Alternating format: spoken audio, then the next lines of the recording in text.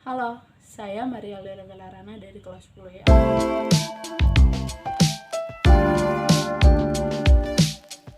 Kali ini saya akan menjelaskan dampak informatika dalam bidang sosial, khususnya pada bidang ekonomi dan hukum.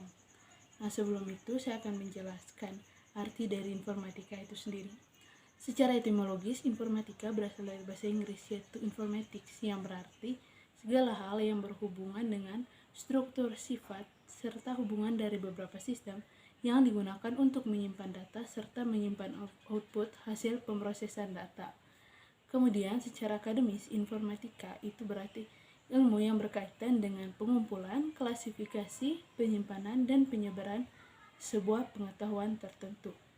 Nah, informatika juga berkaitan dengan komputasi atau perhitungan dengan menggunakan mesin. Beberapa bidang dari informatika antara lain sistem informasi, ilmu komputer, ilmu informatika, keamanan informasi, dan informatika sosial. Kita lanjut saja ke dampak informatika pada bidang ekonomi dan hukum. Pertama-tama pada bidang ekonomi. Pertama-tama dampak negatif informatika pada bidang ekonomi. Yang pertama, cracking. Cracking itu merupakan usaha memasuki sebuah jaringan secara ilegal dengan tujuan mengubah atau menghancurkan data-data di dalamnya. Kemudian yang kedua, black market. Black market ini memudahkan orang yang ingin melakukan transaksi secara ilegal, seperti penyelundupan narkoba atau barang-barang terlarang, penjualan organ tubuh manusia, dan prostitusi online. Kemudian yang ketiga, perjudian.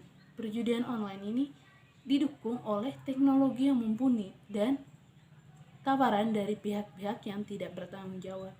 Lalu ada peminjaman dan penawaran online. Hal-hal ini akhir-akhir ini cukup viral karena merugikan banyak orang. Informatika yang salah dimanfaatkan akan berujung seperti judi online dan peminjaman online tadi. Selain 3 contoh di atas tadi, masih ada beberapa contoh lagi mengenai dampak negatif pada bidang ekonomi dari informatika. Yang keempat, meningkatnya perilaku konsumtif. Contoh, semakin banyak barang impor yang masuk ke dalam negeri dengan harga-harga yang murah sehingga seorang individu akan makin tergiur. Maka intensitas jual beli dari individu tersebut akan meningkat seiring dengan berjalannya waktu. Kemudian yang kelima, persaingan bisnis. Usaha-usaha asing yang masuk ke dalam negeri akan meningkatkan persaingan bisnis yang mungkin buruk bagi para wira swasta lokal di Indonesia. Lalu yang terakhir, kekurangan lapangan pekerjaan. Telah ada beberapa pekerjaan yang dapat digantikan oleh teknologi, robot maupun mesin, contohnya AI. Nah, hal ini akan mengakibatkan PHK atau pemutusan hubungan kerja yang pastinya akan berakibat pada meningkatnya pengangguran. Kemudian dampak positif dari informatika pada bidang ekonomi. Yang pertama, kemudahan dalam proses jual beli. Seorang konsumen tidak perlu mengunjungi sebuah bangunan atau suatu tempat untuk mendapatkan barang yang mereka inginkan. Hanya dengan menggunakan gadget atau laptop, mereka sudah mendapatkan barang-barang atau produk barang jasa yang diinginkan. Kemudian yang kedua, memudahkan dalam proses bertransaksi. Sistem cashless sudah digunakan oleh banyak orang dengan alasan kenyamanan dan keamanan.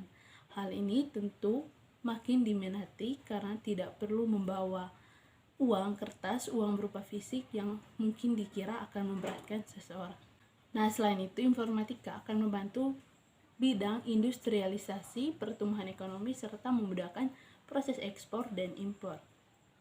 Contoh informatika dalam bidang ekonomi itu ada e-commerce dan e-banking. Kemudian, dampak informatika pada bidang hukum. Nah, dampak positif yang dihasilkan informatika pada bidang hukum yang pertama, memperkuat dan mengembangkan supremasi hukum.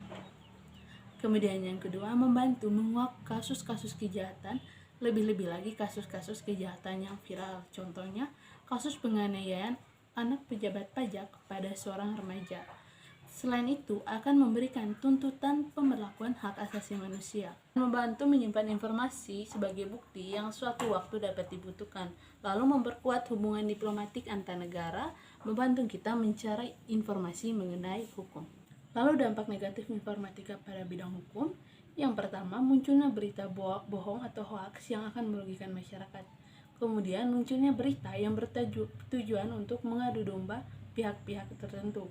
Lalu akan munculnya kejahatan dunia maya atau disebut juga cybercrime, seperti contohnya hacking pada akun-akun server pemerintah atau pejabat-pejabat publik. Lalu yang keempat, lunturnya nilai politik yang berdasarkan pada asas kekeluargaan, musyawarah, dan gotong royong. Lalu yang kelima, ancaman disintegrasi bangsa. Kemudian yang keenam, masuknya hukum-hukum sekular yang tidak sesuai dengan hukum nasional di Indonesia. Lalu yang ketujuh, adanya konspirasi internasional seperti pertentangan kekuasaan. Terima kasih telah menyaksikan. Mohon maaf atas segala kekurangan dalam video.